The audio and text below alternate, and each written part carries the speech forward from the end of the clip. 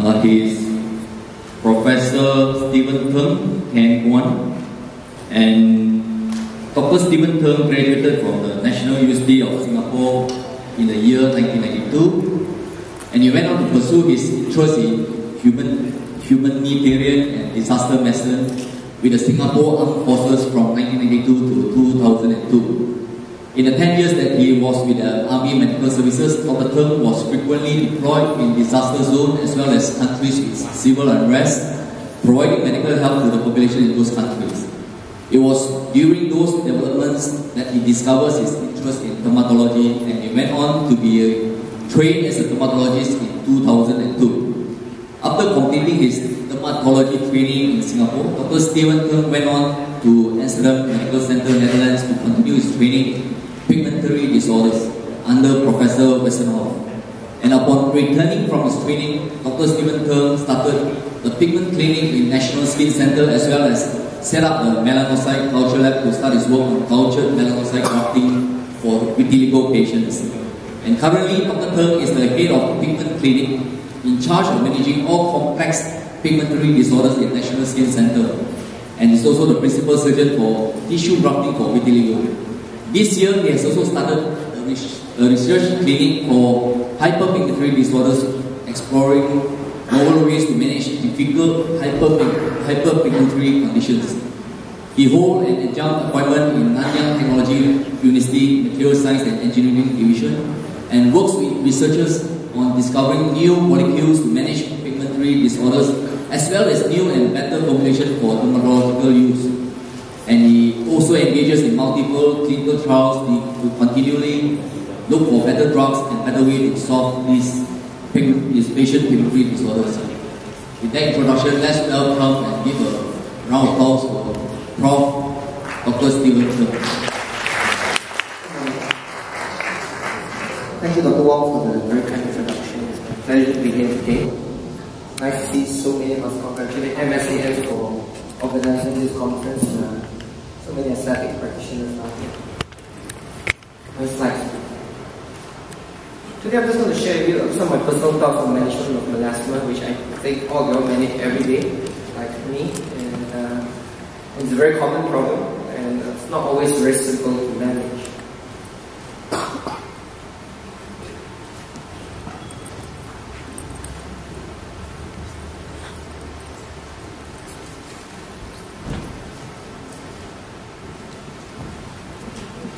I'm sure this happened to you many times. The patients come to you and say, "Doctor, make me look like her." Right? One of the patients showed me this photo. I look at her, I look at his face, I say, genetically not possible. I mean, some win the genetic lottery, this one really win the big time lottery, right? Some, if you are born with crooked face, is born with crooked face. Then I told my patient, no go. I mean, I can't make you look like this. Then she flashed out the second photo. At least make my skin look like this.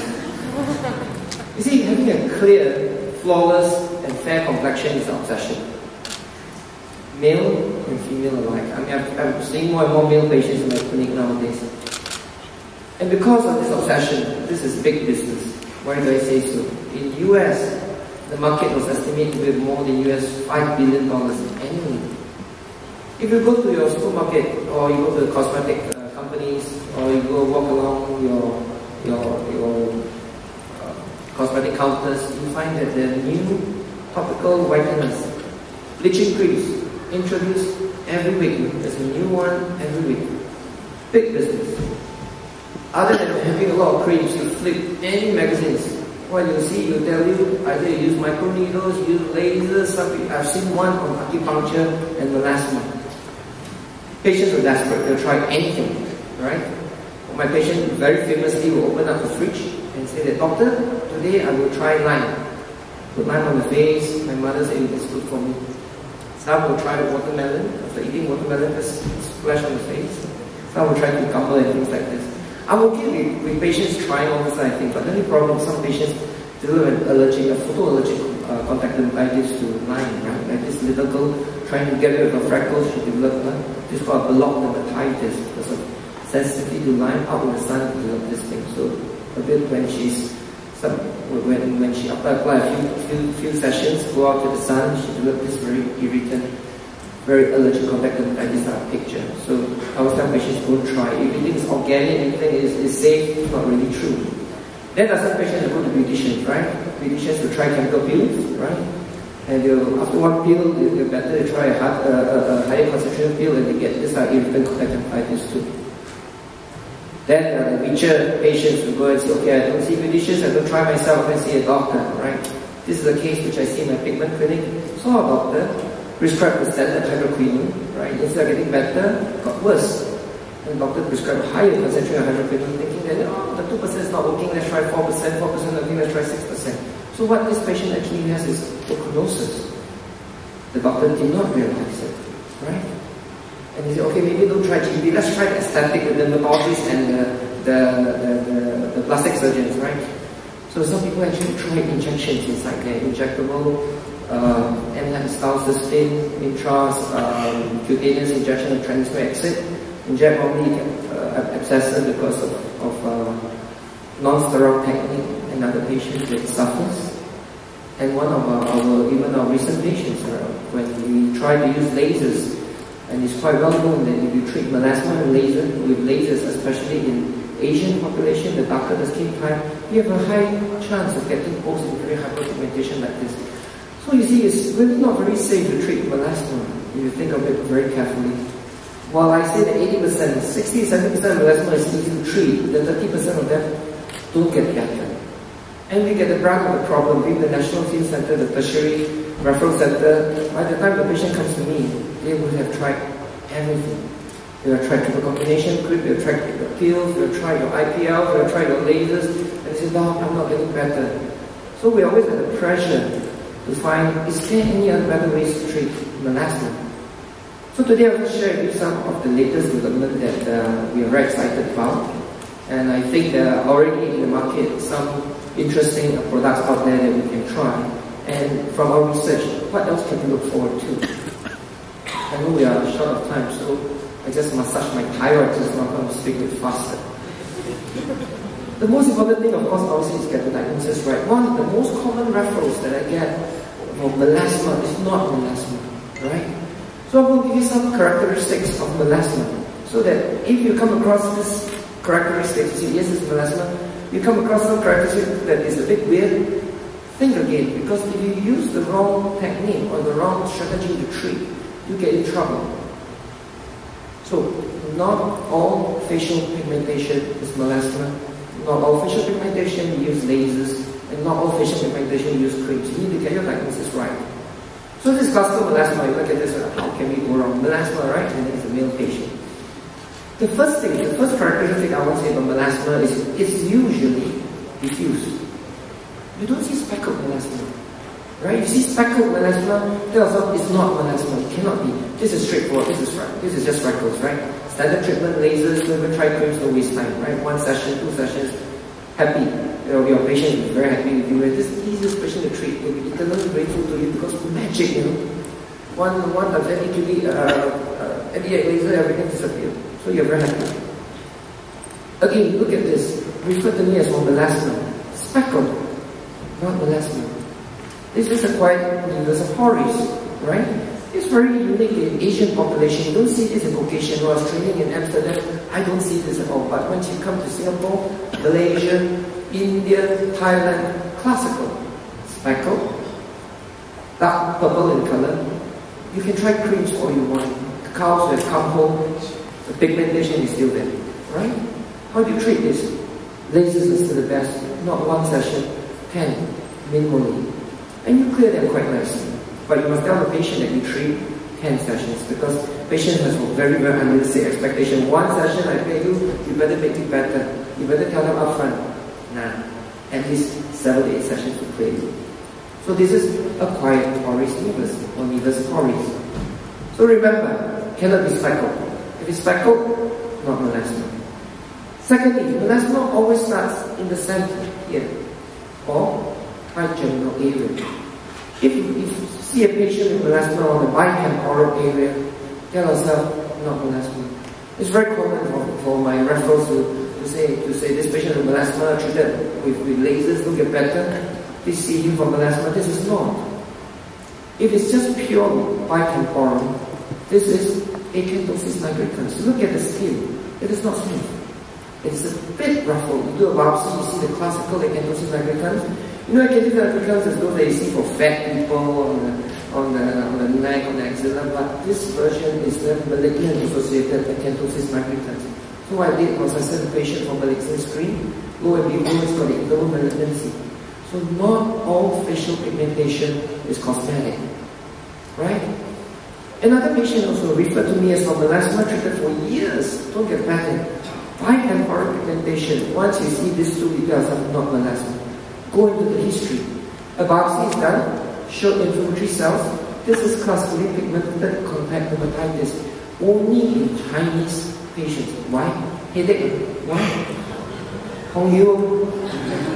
No, I'm serious. A lot of people like to rub medicated oils on their sides, right?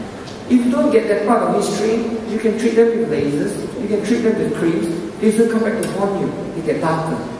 This is classical pigmented contact dermatitis.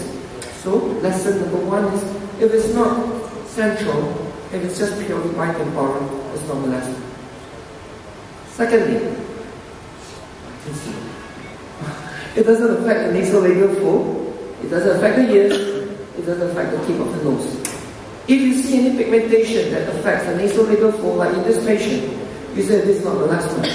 The other clue is the color is wrong. This color is deep purple. This is lichen planus pigmentosus, a very common condition among Indians. You don't see it in Chinese, you see it classically Indians, right? And you do a biopsy in this patient, and you must do a biopsy in this patient because it can be LE, the term lupus, it can be like that. So you do a biopsy, what you get the lichen infiltrate, like we see on the slide there. This is lichen planus pigmentosus. This patient has got pigmentation on the ears. You tell yourself, no go. This cannot be melasma, right? You can, if you have ever a case of melasma that involves a yearly publication, there is no publication involving melasma on the ears. So what does this patient have? This patient has drug-induced pigmentation. He was depressed. You went to see a psychiatrist. The psychiatrist gives him an antidepressant. Then he gets darker. He tells the patient, tell the doctor, he get more depressed. He increase the antidepressant. He get even darker. He get more depressed. Increase higher. He gets pigmentation all over his body. So the way to treat this is to stop the antipsychotics. The clue for drug-induced pigmentation, two areas. Look at the mouth. That's the first place where you get the pigmentation, either the gums or at the nails. Right? If you suspect a drug-induced pigmentation, look at the gums, look at the nails. And the treatment is not bleaching cream, not lasers, you get into trouble. The treatment is to stop the drug. Get the history right.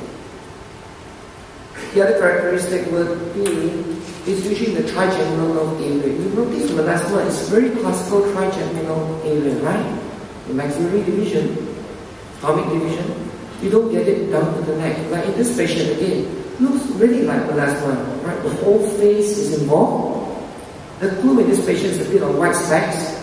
You look at the neck, she also has it on the, she has it on the neck. So what is this? This is white-hemoglobin sebum, right? This is aging skin. And you get this, and it's not melasma, right? If you treat with bleaching cream, you treat with lasers, you're in trouble because this is sun-damaged skin. Light is not good for this condition. No laser, no good. Character number 5, minimal epidermal change. What do I mean? The skin must be smooth. There mustn't be any roughening of the skin. In melasma, there is no epidermal change. If you run your hands across the skin and it's not smooth, like in this patient, I told you this patient got ochronosis, right? So the very earliest appearance of ochronosis is always roughening of the skin. A bit rough, a bit cobblestone. Then it gets darker, then it gets speckled white. You do a biopsy, you see this banana-shaped ochronotic fibers inside the dermis. So this is classical ochronosis. And the last part is it never occurs on the eyelids. If any melasma on the eyelids, you tell yourself this is not melasma. The most common pigmentation around the eyelids is a spiral hyperpigmentation. Just that. Just to share with you that in case you think that there's only one type of spiral hyperpigmentation, we've just seen 1,000 pair of eyes in National Skin Center. It's quite fun to see 1,000 pair of eye circles. We've classified them. They're all different. What do I mean? The Indians has this hereditary type. They are born with it. Genetics is like that, right? You can do anything you want, it's going to get better. There are some that's got eczema. This is post-inflammatory. So look for eczema. If you have eczema, the skin is a bit wrinkled. This is eczema. Treat eczema, forget about bleaching creams, right? The Asians, Chinese especially, is capillary. Look at it, the parasympathetic sorry, it's not. This one is shadow effect. Those with very, very prominent tassel will have this shadow effect. Some Chinese have got this capillary, which is usually medium size, right? You stretch the skin, it disappears. This is capillary. Some of them spread across. This is venous type of periorbital hyperpigmentation. So it's all different. There's no one way to treat periorbital hyperpigmentation. So moving away back to melasma. Remember 6 characteristics, right? The characteristic number 1, it must usually be diffuse. It must from the center, not just white and oral. Distribution is trigeminal. Skin must be smooth. It mustn't involve in the ears. Info label 4, keep on looking. No. Alright? Once all these characteristics are not there, you tell us that you are treating melasma. Congratulations, we get the first stage correct, right? The next thing now is, what is the pathogenesis of melasma? Right? Wow, cannot be. Cannot be. Alright. Now, 2 years ago when I first started looking at melasma, we had one hypothesis. We always say that melasma is the melanocyte problem. Actually, it is not. If you think about it, melasma is what you see phenotypically. That means everybody sees pigmentation. The fact of the matter is there are different causes for melasma. It can be a keratinocyte problem. It can be a blood vessel problem. It can be a fibroblast problem. And it can be really a hormone problem or melanocyte problem. The problem with treating melasma is we're not differentiating them. We're just treating everybody with the same bleaching cream and lasers and hope for the best. We are not identifying the real subgroup of patients that would benefit. Let me show you what I mean. This is melasma. It looks brown. But if you do a biopsy, you find that in some patients, not all, there's increase in blood vessels in that area. The blood vessels have increased in numbers, increase in size. This is a very good study using hyperspectral, right? It looks brown. You use a hyperspectral camera, you use a V-shine, it is red. So this is a blood vessel issue, right? Another study shows lesional and non-lesional skin. The size of the blood vessels, the thickness, the density is much more in the lesional than non-lesional skin. If you can identify this group of patients, you should use a vascular laser. Is that right? So there's a study that identified this group use vascular laser. Not only did it clear, the relapse rate is much lesser than if you use your standard triple combination groups. So there's a subgroup of vascular type. So how do you identify them? That is the issue. There's another subgroup is mast cell. You do a biopsy, you see intense mast cell in that area. And other areas there's no mast cell. Alright, mast cell you won't drive fermentation through c-kit. Directly, if you use mast cell stabilizers like ketotifen or even tranexamic in these patients, they should get very much better. That's another group that is due to basement membrane failure. In another study, they do patients with melasma, lesional, non-lesional, do biopsy. About 27, half of them have got breakage in the basement membrane, meaning the basement membrane, the barrier, is weak, so the melanocytes drop into the dermis. Then you get this very dark type of melasma. This group is dangerous because if you use lasers to treat this group, you always get post-inflammatory hyperpigmentation. Now the question again is, if you can identify this group, you tell us that this group, I'm not going to use laser. The problem now is you cannot identify them without a biopsy. And you risk it. Try lasers. And you run about 15 to 20% chance of post-inflammatory hyperpigmentation, at least in our case series. When I first started, we always tell patients sunblock are important. SPF 50, 100 is a waste of money. 50 and above is good enough. We look at SPF UVB. In the last 5 years, we said no, you need to look at UVA because both UVA and UVB cause pigmentation. Well, the news now is visible light cause pigmentation. The latest study coming out from our collaborators in Nice, Epsilon group, has shown very clearly that blue light, we call it the HEV, the high energy visible light, cause intense pigmentation, as shown in this study here.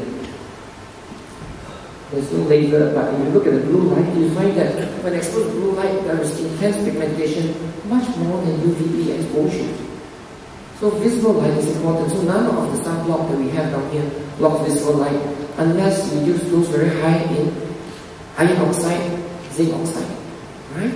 So this is one of the studies that use visible light, sunblock, as opposed to just UVB, UVA sunblock. You find that the reduction in melasma improves significantly, alright?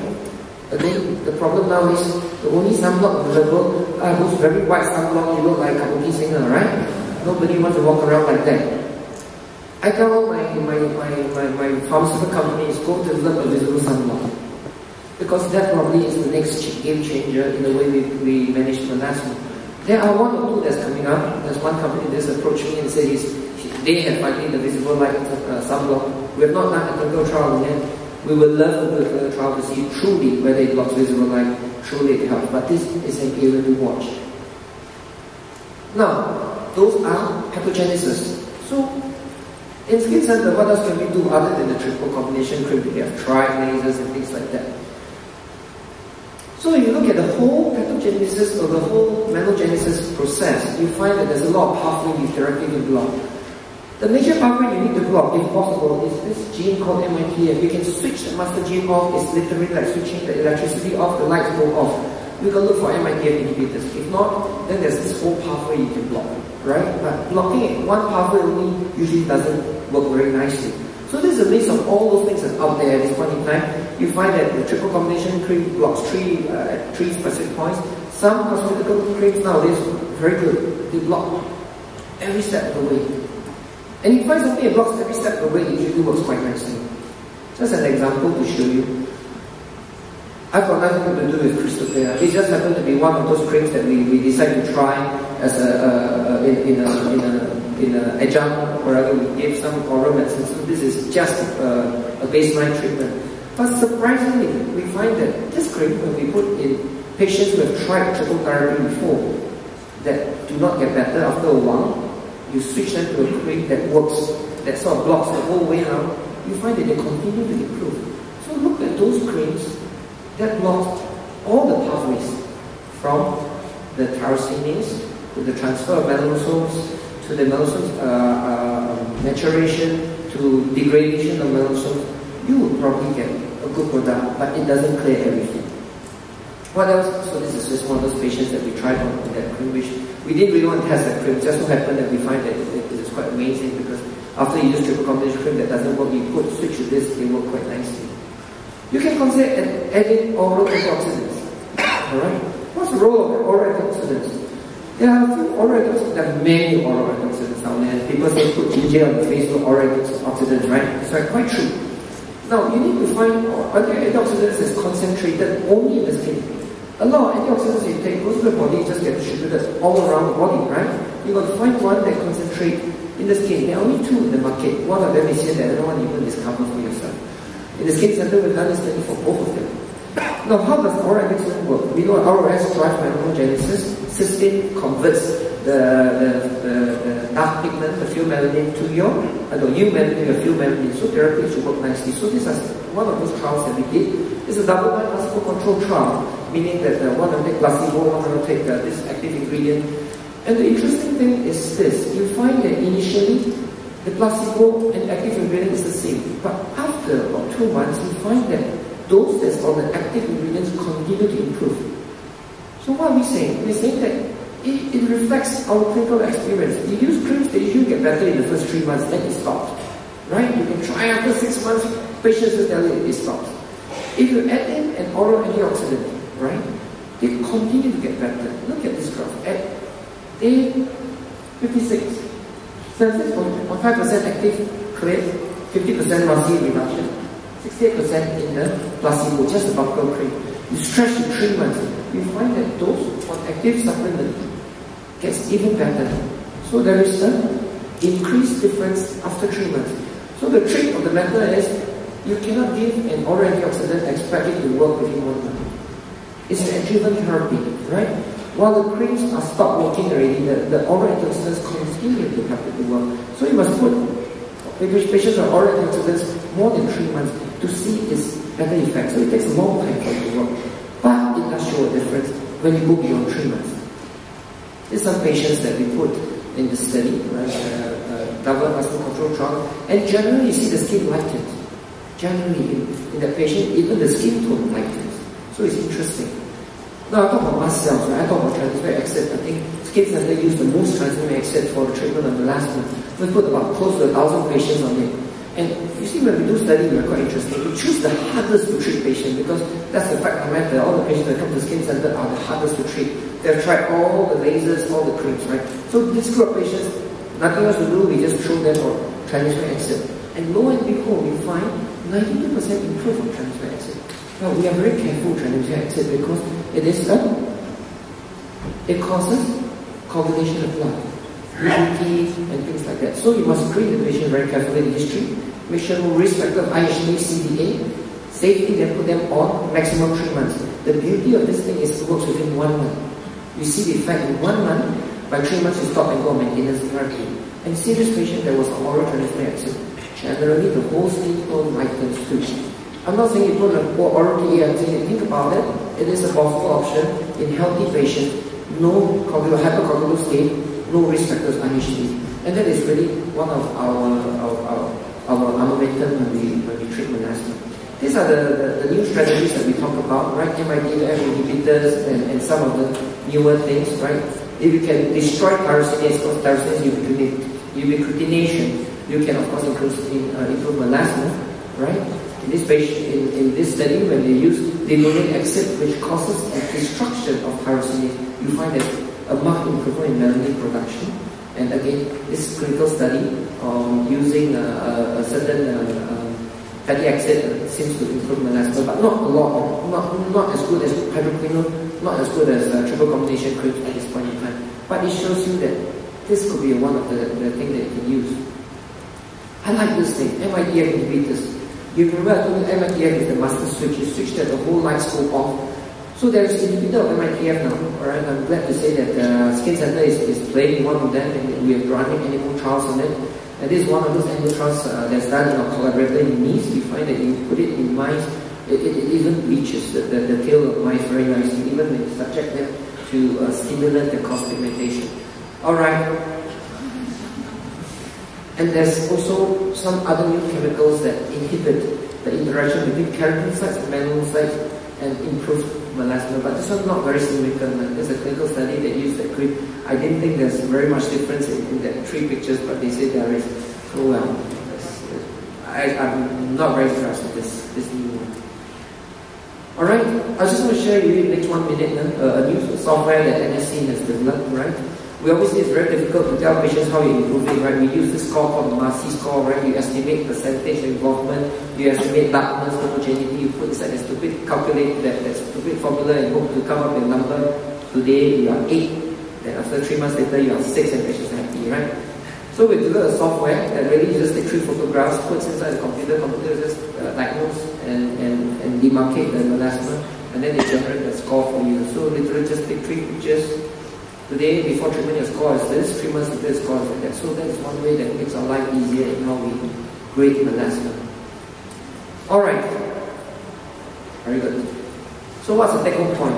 Take-home point for melasma, this is currently what I do, right? First thing, sunblock is essential, right? Counsel the patient with sunblock. Most patients only apply sunblock once and think that they will get better. That's not the way it is.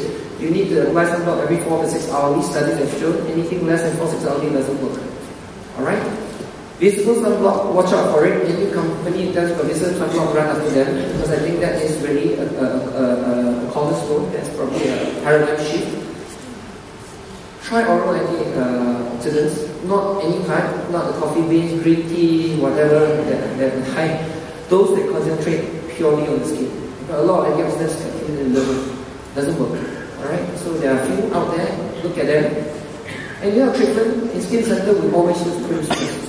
That's our first line of treatment. We never use lasers. We use oral transmemic acid as the second line of treatment. Why is it so? We are always very careful with physical therapy, whether it's chemical pills or lasers, because our experience with lasers has not been very good. While 80% gets better. But as a group, especially in the laser toning, I don't know how many are doing laser toning, low energy, low fluence, multiple sessions a week. We've been seeing an epidemic in Singapore of this hyperpigmented macules that you see. It's hyperpigmentation. Once patient get this, you guys are game over. You can't treat this anymore. You cannot recover the hyperpigmentation. And that's the risk. The patient gets very unhappy. You have one case, you're in trouble. So we are seeing an epidemic of this. At this point in time, we're seeing a lot of cases coming in because of this laser toning. Again, even if you use the standard high fluence type of treatment for andrea, you get rebound hyperpigmentation. That's probably a subgroup of patient and basement membrane problem that we cannot identify that gives you this rebound hyperpigmentation. In studies, it can be either 15%, 20%. So, well, take a pick. If you've done 10, 2 of them will come back to you and haunt you.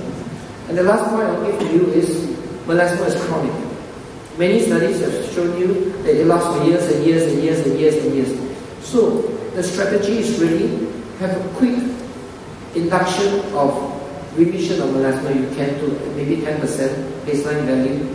Stop at 3 to 6 months, whether it's transfer, triple combination cream, whatever cream you're using. Go on maintenance therapy. And in my clinic, especially our maintenance therapy is about 2 to 3 times a week because we don't like to use hydroquinone at all if possible.